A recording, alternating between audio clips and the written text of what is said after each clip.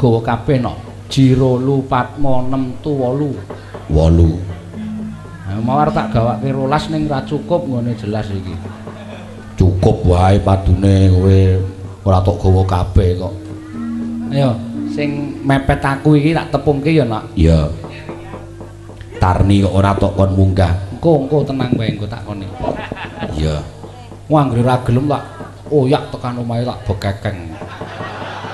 Lah piye to? Lah wong ya uripe karo aku mbiyen jaman SMK iki paribasane sego sepincuk iki tak nggo cah loro lho. Anggere aku ora sangu dhuwit iki mesti aku jajake tar. Ayo. Nenek dhek ora sangu ya jajake sen. Gah, aku ya ngono. Aku mbiyen cethil kok no. Oh iya. Sepri sak prene iki. Malah ngaku. Ayo.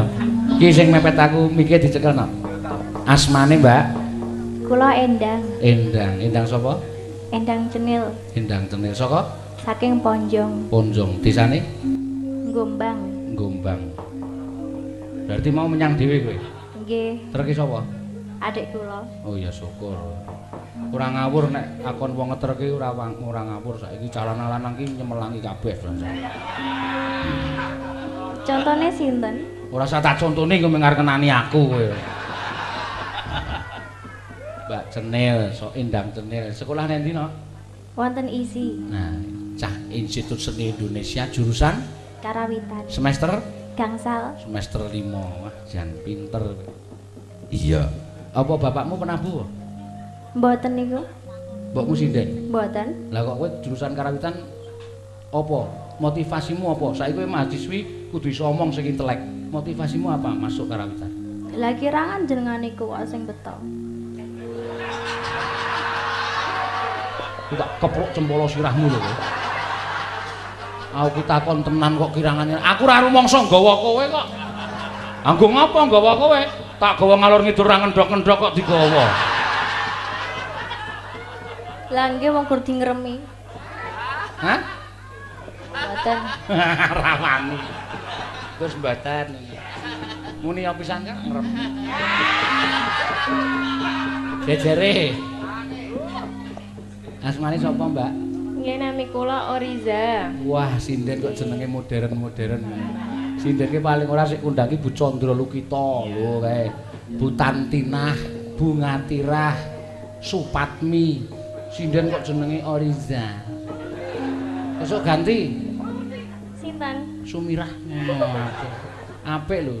Jeneng Sumirah ki apik. Pas karo Vismu ki lucu e. Beda dhewe terus rupa-rupa sinden tak ketara kae. Lah lucu pripun? Ya ora, kowe iki mukane muka lucu ngono lho. Kaya piye ngono? Iya. Oriza saking Piyungan. Sekolah wonten? Isi Yogyakarta. Semester? Semester 3. Oh, semester 3. Kowe mau semester pira, Nek? 5. Lah kok kowe cilik kok tuwa to kowe iki? Kae sing gedhe wis semester 3 kok kowe cilik kok semester 5 ora kesusu senengane. Jejere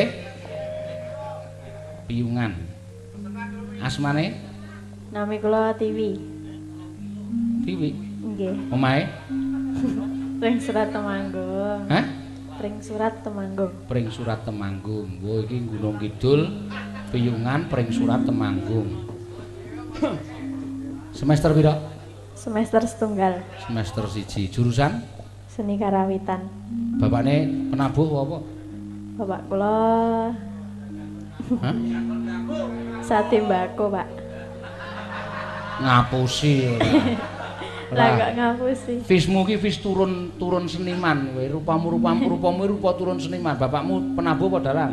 Dalang. Kowe mbokmu sinden apa? Dodol sembako. Oh ya, wis ora apa-apa dodol sembako. Dalang Temanggung. Asmane bapakmu sapa? Ki sapa? Jendol. Sapa? Jendol, Pak. Dalang kok jenenge jendol ki piye? Lah nggih mbah kula maringi jeneng bapak kula nggih Jendol kok. Sing jendol apane? Kirangan ya, Pak. Wah, ya Kula dereng tanglet. Ya sesuk takokke Pak, kowe kok jenenge jendol ki sik jendol apane to, Pak? Ora ndur dikampleng kowe. Mbak Jepah, Pak Jendol. Sijine Asmane? Nami kula Agnesia Ananda. Saka ngendi? Saking Barat Bantul. Barat Bantul. Semester pira? Semester 3. Sekolah ndi? Isi. Cepet banget ya cah iki. Jejere. Anake sapa kowe? Anake wong. Anake sapa kowe? Anake wong.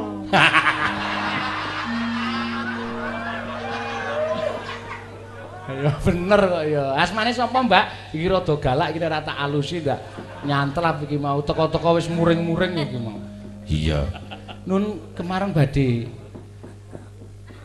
derek wanuh. Kang asma sinten nggih, Mbak?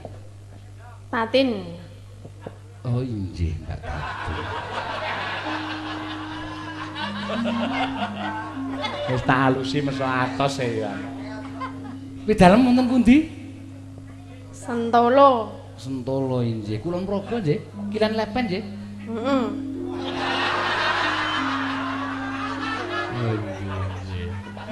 Tasih sekolah no sampun lulus? Pun di anak. Oh inggih, syukur. Putrane nggih tiyang. Nggih napa macan. Kersa napa ngedalaken macan? Supados doak-doak. Napane? Apane ora. Kowe iki nek dijak menjurus kok njur sregepe ra jamak-jamak. Apane ora. Tatin, putrane pinten? Nembe setunggal. Kok dadi sinden ki sing apik to Tin ora. Nggih, njajal. Dadi sinden ngene upamane sinden kuwi nek sing jeneng ditimbali dalang kuwi paling ora ngetokke ulate sing apik, suarane sing bening. Nuwun sewu, asma sinten, Bu? Nah, injil menawi badhe nyuwun prisa. Nami kula Tatin. Pidalem wonten injil, dirya kula wonten Kilen Praga. Ngono penak to kok. Jeneng asmane sinten? Tatin. Anake sapa? Anake wong. Kowe iki sinden apa kenek kowe iki rumah sakit. Tak baleni ah. Coba. Iso alus ora coba. Mboten iso. So kudu jajar ora. Injih nderek tepang pun saya badhe nyuwun prisa panjenengan kang asma sinten nggih, Mbak? Injih nderek tepang Pak Dalang. Heeh. Asmanipun? Nami kula mboten asmanipun. Oh injih. Asma menika penyakit to nggih? Nggih. Jenengan asma mboten? Mboten sampun mari. Oh nggih, alhamdulillah. Nggih, naminipun kok malah alhamdulillah. Nggih, nami kula Tatin. Kompletipun? Tatin Lestari Handayani. Nah, ngono rak kepenak to. Pidalem wonten? Kula saking Sentolo. Oh, saking Sentolo. Sampun tasih sekolah? Tasih sekolah? Malah nyengenges to. Nah, jenengan mboten jelas kok. Tasih sekolah ngono lho. Kula sampun lulus. Oh, sampun kagungan garwa? Sampun gadah putra. Oh, nggih syukur. Kula tanget sampun kagungan garwa. Nek ndek anak iki ya mesti ndek bojo ta ya. Nah, dereng kantenan mbok menawa sampean dirayah wong. Simak ya kurang ajar ora. Ah wong aku takone ndek bojo kok takone ndek anak, arep anak karepmu ora karepmu. Apa urusanku? Ya wis rasa tekon. Ya wis arep tekon kowe jejere. Wah aja nesu mak ora aku nek rotatin jan ngono kuwi kok. Iya, jan wis. Kowe ngarep mangkat mayange marai mumet ya Tatin. Lah piye to? Ayo gek cepet wis dinteni. Ngono bales iki ora nggih apa piye? Kula dijano. Ngono lho. Lah kowe ki rombong aku ya. Cak ora dijak. Ayo santai-santai. Wes. Nggih bener mboten e? Lah yo nek rombongan nek dijawab ya menyang. Aku tiwas melu ra dijak. Nek wis dadi rombongan kuwi nganggo seragam bareng nek masuk rombongan to. Nggih, sing teng Sumatera dijak mboten. Ah dijak. Kok mau Ah nek ora dijakke sing arep ngentekke detku sapa? Alah gayane. Kowe mangane wae ra ukuran kok.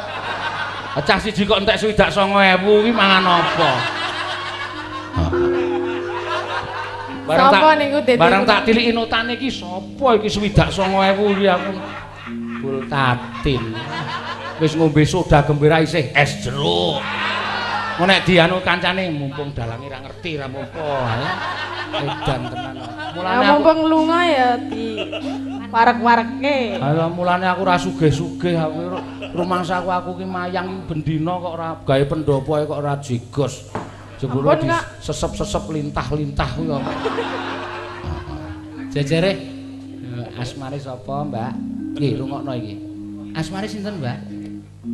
Dalem Neti, Pak. Nah, kuwi kupingmu di jereng kuwi.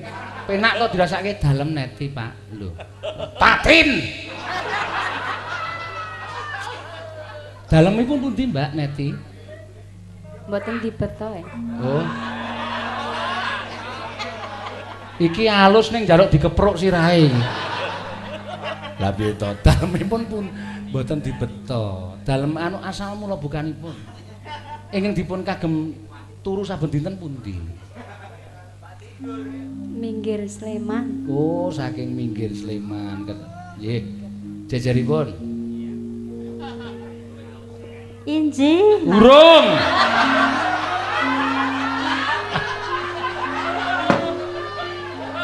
Bareng sing ramah keraman. Urung ditakoni wis inji. Monggo menawi badhe ngersakaken inji. Wis ngerti aku wis prastiwi ngono kowe ngundang. Oh, bener wis. Ya. Jejere Bujiati. Iya. Iyene sing nyuwun kok. Iya. Bayu Cangik kula nyuwun langgam caping gunung kula kintunaken Kang Mas kula kuat saputra ing ngawen. Nggih, mangke badhe kula aturaken.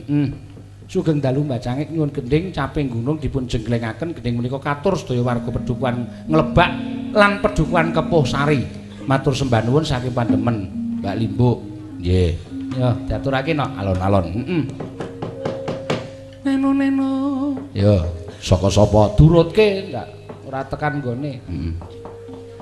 Saka Endang. Ya Ndang. Saben bengi nyawang konang. Ya. Jengglengke. Ya. Saben bengi.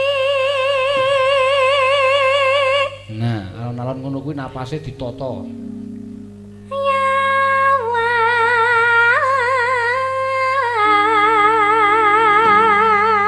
Jine aja ji lho, ngati-ati jine biasa wae. Aja ji. Ya.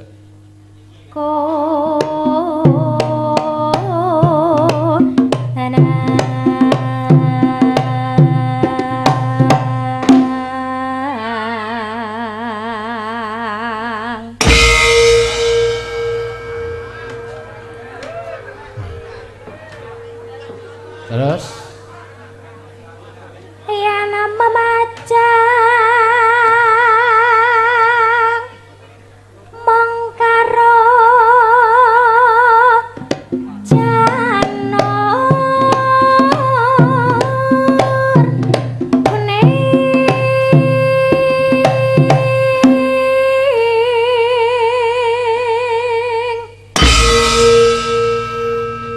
genti Mbak Orisa. Napase ditata lho, Za.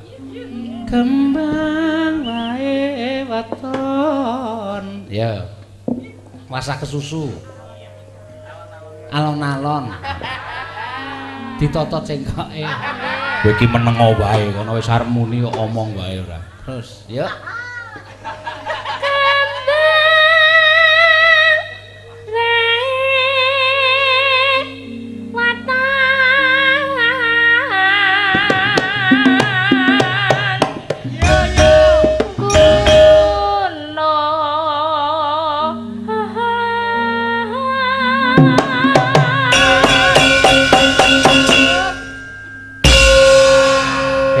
Suarane iki bocahi no. Kembang. Weton iki dadi weton. Iya. Ning kudu duwe ciri khas dhewe-dhewe. Iya, ciri khase Tiwik ki ana saka Temanggung, ciri khase Agnes ana, ciri khase Tatin ana, Neti ana. Lah kowe kudu duwe ciri khas dhewe. Iya, kuwi wis metu dhewe ciri khasmu. Weton. gunyu. Terus nah. Ning ngenengke kok dirungokke semana Risa.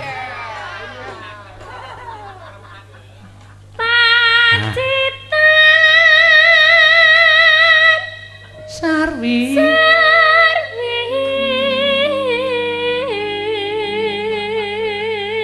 jenang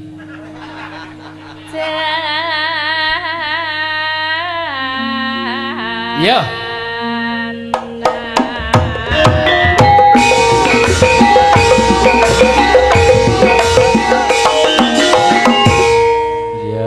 coba saiki tiwik ya ya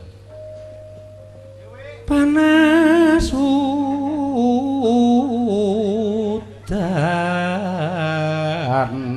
ya kudu persis aku panas udan tak tambahi 4.000 iya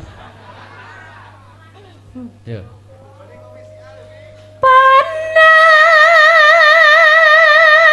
wah ya seru tenan nek iki iki mesti kulino latihan ning pereng Gunung Sumbing ngono arek methiki mbako kae iya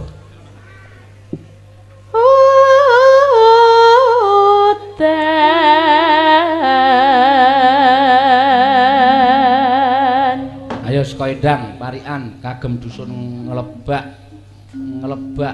apa ngeblak ngelebak ya ya dah siap-siap ket mau wis mikir kudune nggih nglipar mawon nggih nglipar ya kena kecamatan nek Katongan aja terlalu lebar iya maksudnya kan desa budaya nglipar aku ora maksud nggih sakarep kula oh lho lah kok sakarepmu kowe iki melu sapa e nggih Katongan kae didunekke sik ngeson kae kowe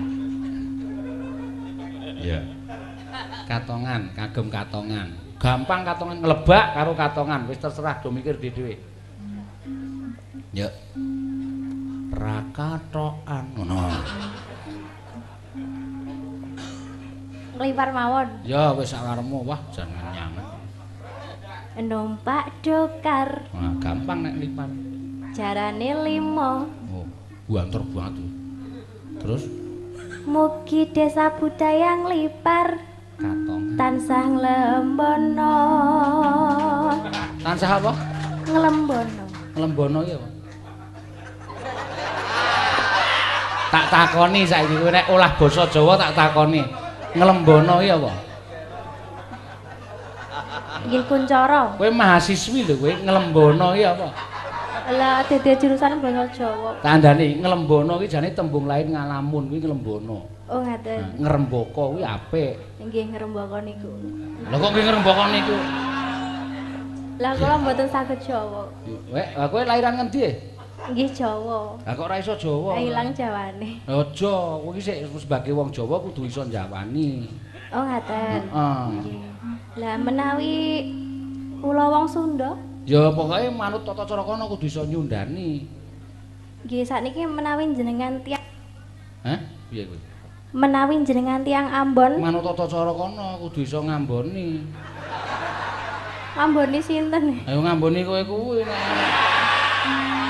sakniki nek jenengan tiang Ngawi wong endi Ngawi nek Ngawi kuwi kudu ngerti tata cara kono ah demit ki ora arep blusukke aku kowe ya ayo Orisa wis aku ora kenal wong Ngawi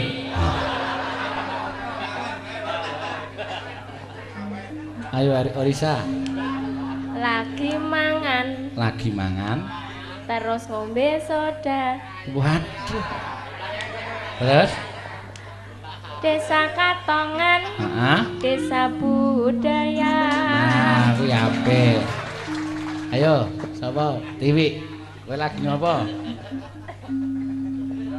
sate jaran bumbune gemuk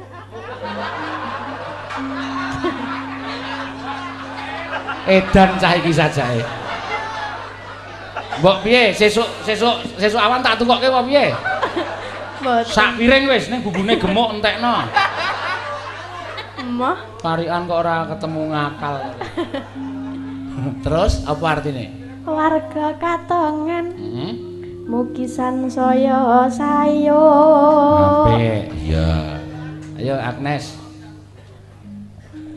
Ora kleru neh lho kok. Kleru. Yo. Mangan ketan Heeh. kraket neng untu. Wah, nyindir sing gender kowe.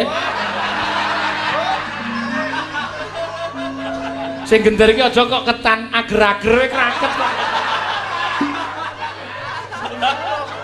Oh, tak takoni, ngene iki tak takoni, slidet napa ter ager-ager. Lho. Ager-ager kok ngliliti aku.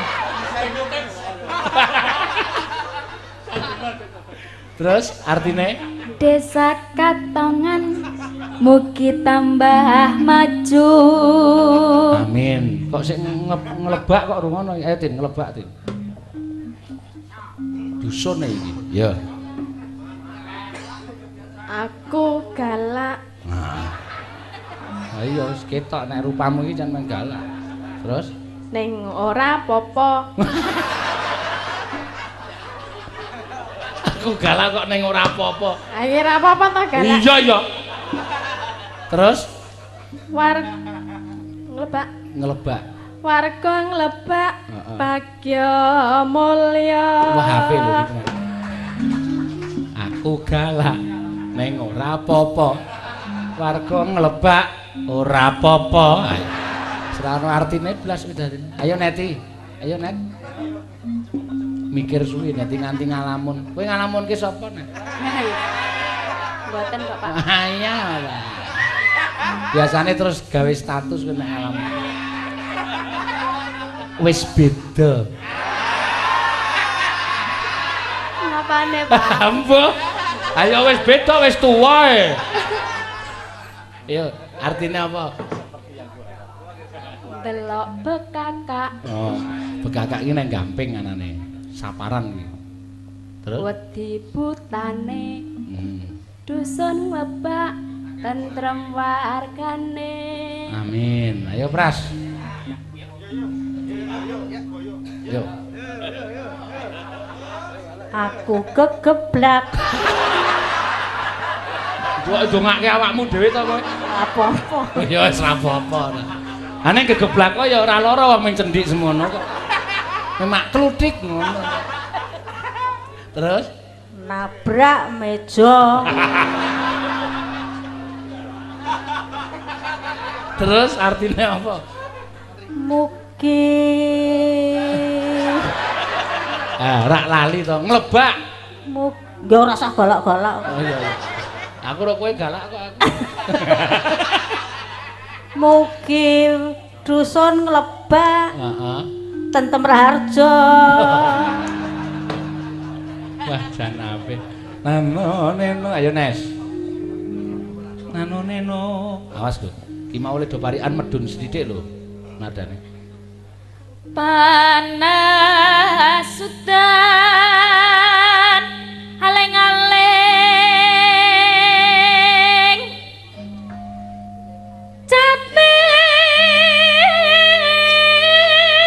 capek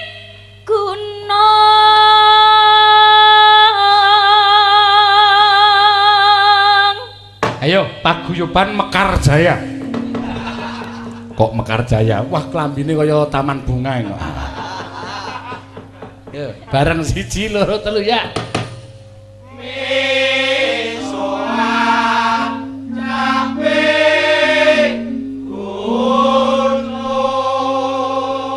Ya. Nadia. Oh, Nadiane sik Tatin wae. Sing sinden galak iki. Oh to. Aku sengit anggere akon kok metu cucu nek sindene nek dikon mbok mesem apa piye? Anggere dikon kok koyo wong jelek tenan rupane anggere dikon. Mbak wis ben lah. Ya ora wis ben kowe iki tak pernahke kok wis ben ora. Niki ora iso ngenten iki wis patokane ngenten iki. Lah ya kan nek sinden iki wajahe digawe sumeh ngono lho. Jenengan saged napa gawe? Ah ngene, ning mlumah nek gejros sisan kowe. Ayo.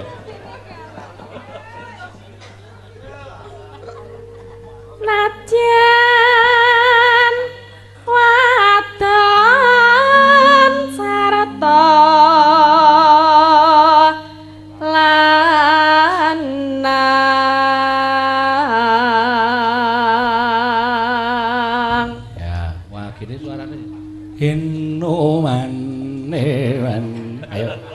nek iso tak tambah yo kae. Mah.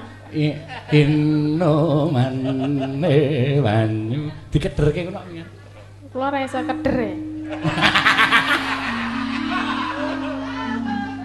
Mula bojomu golek dinamo terus anggere dolan. Nggih napa? Mbok rajeng golek apa Lus? Pados dinamo. Kok golek dinamo gede-gede? Ah, bojo kula mboten iso keder, Pak. Njur disaluri listrik, disetel dadi iki. Sesuk tak setrume. Sapa bojomu, Pak? Nggih. Main keder jare. Sakake. Ya. Inomane banyu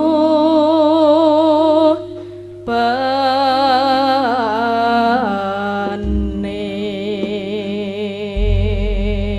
Ya, di apa di kowe kuwi dilanggamke terus engko dangdute neti. Ya. Neno. Ya. Dek jaman berjuang cerekelingan